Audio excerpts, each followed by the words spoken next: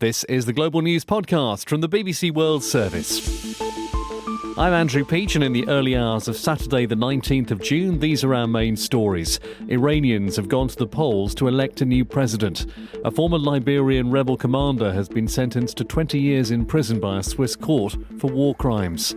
Roman Catholic bishops in the US have voted to draft a new document on communion in what's seen as a rebuke to President Biden.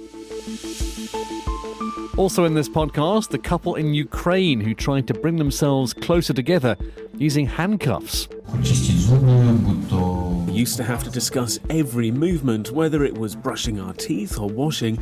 Now we do routine things without a word. First, Iranians went to the polls on Friday to choose a new president. The winner will replace the incumbent, Hassan Rouhani, a relative moderate who served the maximum 2 terms. Dissidents and some reformists have called for a boycott, saying the barring of several contenders has removed any genuine competition. The elections came at a time of widespread discontent among Iranians over economic hardships, as these voters in Tehran told us. The most important expectation, like for most people, is the need to solve problems related to the economy and our living standards. Then it's tackling coronavirus and increasing vaccinations. And they're making a plan to address employment opportunities for young people.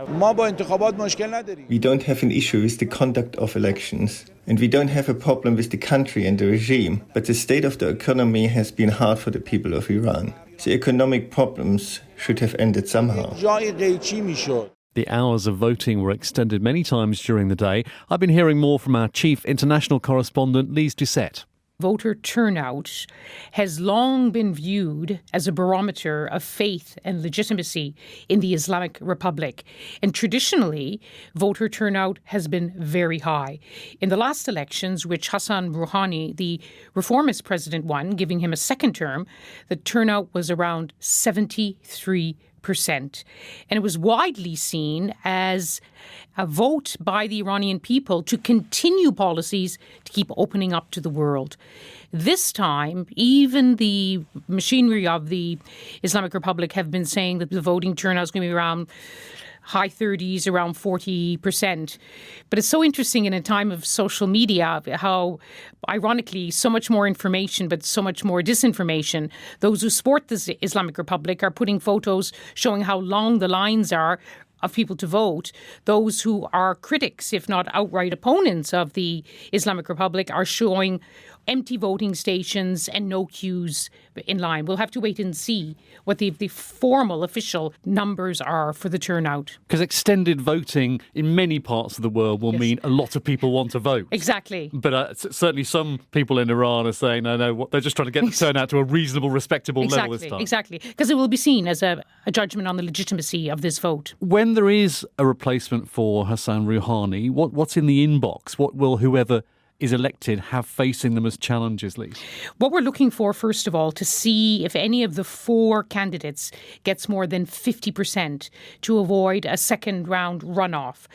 So the Conservatives and hardliners who are supporting Ibrahim Raisi, the Chief Justice, are hoping he does cross over that 50% to avoid a second round.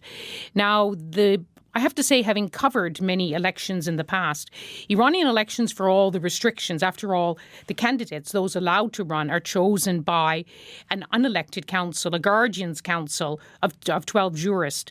This time, so many were disqualified, including the leading reformist candidates, that there's an overwhelming impression that the Islamic Republic, the supreme leader, Ayatollah Khamenei, want to create the conditions for Ibrahim Raisi to win, and to win as convincingly as possible. And we'll see what the outcome is, but in your judgment, who's in the ascendancy in Iran, the progressives or the conservatives? Oh, there's no question. It's the hardliners and the conservatives. After 8 years of Hassan Rouhani, who came to power, promising to improve the economy, promising an Iran nuclear deal which would remove the sanctions, open Iran up into the world, even those who would want to support the reformist are saying, well, look at what it's brought us.